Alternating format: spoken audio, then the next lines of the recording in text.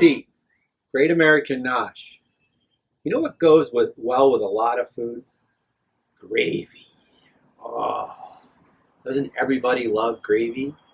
And doesn't everyone love well-made gravy? Do you make gravy?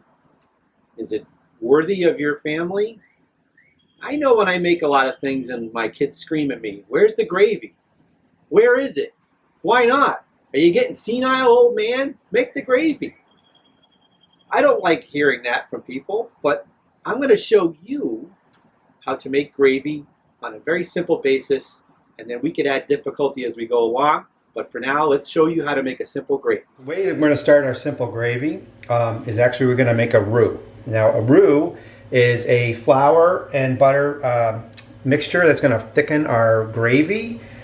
So we're going to melt, I'm basically doing a 1-to-1 ratio of butter to flour.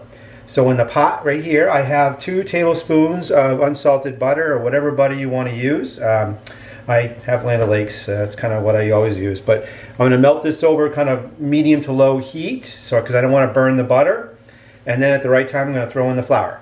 Okay, now that our butter is melted, it's not too hot, I'm going to actually whisk in some flour. And a lot of people dump it in at once. I just sort of like sprinkle it in so to get it evenly incorporated.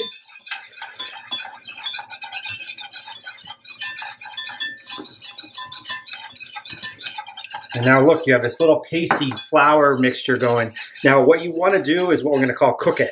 You really want to cook this down a little bit because you want that flour taste to get out of there.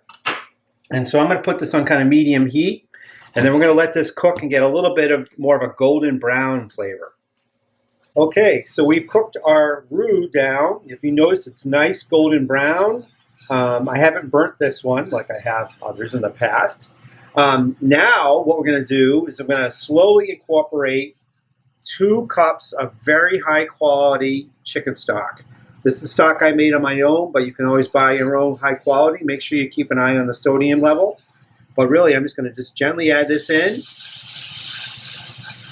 because you really want that flour mixture of roux that you just took all the time to cook.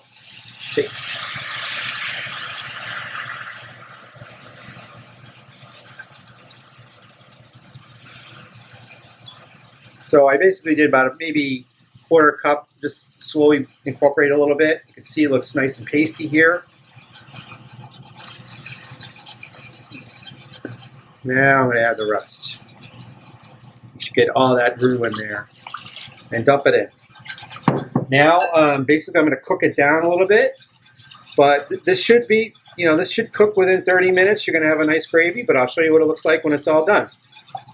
So now, if you could tell, there's a dark ring where our gravy has actually boiled down a little bit. It's basically half the volume when we started. You notice it's a little bit of a nice, deep brown. We started with a kind of a golden brown roux and maybe kind of a golden brown stock. We added a little bit of salt and pepper, and that's what we did because this is a very simple gravy.